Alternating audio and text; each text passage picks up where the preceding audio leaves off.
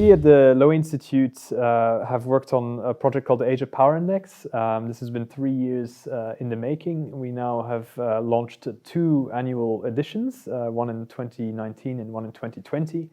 And essentially it's a big research task which we've set ourselves, which is how do we measure the changing distribution of power in Asia. We know we're living in an Asian century where 4 out of the 5 largest economies globally are now situated in the Indo-Pacific region.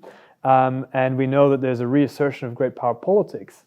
But we often talk about power in abstract terms. So here we're really trying to quantify the military balance of power, the economic relationships in the region, even the way that media flows are structured and cultural influence is wired, and how that's changing in favor of certain rising powers. So this is a comprehensive exercise. We look at 25 countries. We go as far north as Russia, as far into the Pacific as Australia and New Zealand, and as far west as Pakistan. In essence, we've broken it down into 8 core thematic measures of power. Everything from military capability to resilience, that is the ability of countries to withstand threats, real or potential, to their stability, to economic relationships and defense diplomacy.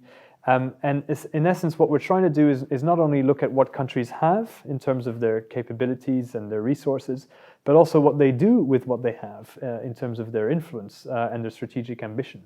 That lends itself to an understanding of countries that are overachievers in relation to their size and underachievers. So our underachievers, for example, include Russia, which in our index is ranked as a middle power. Simply because it's, despite the fact that it's a Eurasian country, that it has its Pacific Fleet in Vladivostok, its foreign policy is overwhelmingly directed towards Europe and even the Middle East, above Asia. It's increasingly the junior partner to China, and therefore is an underachiever within our region. There are other countries like Japan, which is ranked 3rd overall behind US and China, which are, is the quintessential smart power in the region. That is to say, it uses its influence very efficiently, not only in an economic sense, but also culturally. And under the premiership of Shinzo Abe, we've really seen Japan become the leader of the liberal order in Asia, almost replacing the US as it's taken a step back from initiatives like the Trans-Pacific Partnership, for example. So the main findings are that China has now established itself as a peer competitor of the United States, at least within our region, maybe not globally, and that in essence they present mirror images of each other. So their strengths, China's strengths, are America's weaknesses, and in reverse. The US maintains a degree of predominance, comes out about 10 points ahead of China in our overall assessment of its power. But is ahead in 4 measures. So it's ahead in military capability, in defense networks, in cultural influence as the leading source of students from the region, but also of media flows into the region, and in terms of, I forget the 4th one now, resilience, I think it was. I don't know if I have to redo that now. Okay, let me make it a bit simple. I'll do it simply. So the US and China are now firmly established as peer competitors and rivals within Asia. The US maintains a narrow degree of predominance over China, but what we see is that China is ahead in 4 of the 8 measures.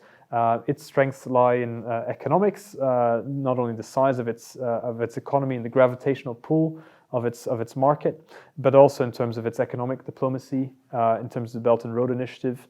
The US's strengths are still, conventionally in terms of its military capability, and not only its autonomous military capability, but also its unrivaled defense network in the region, and also in terms of its residual cultural influence in Asia. But it's really taken a step back in terms of economic diplomacy, and it's a very mixed picture overall for the 2.